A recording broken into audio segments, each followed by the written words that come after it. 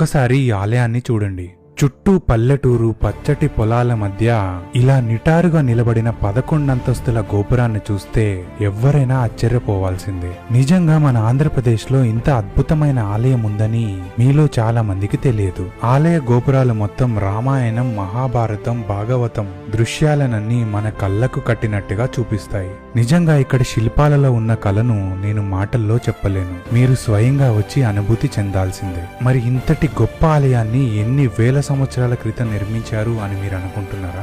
నేను అలాగే అనుకున్నాను. కానీ దీనిని ఏ రాజులు కాదు, 2 అన్నదమ్ములు నిర్మించారని, అది కూడా మన స్వాతంత్రం వచ్చాక అని తెలుసుకొని ఆశ్చర్యపోయాను. ఇక్కడ 2 ప్రధాన గోపురాలు ఉన్నాయి.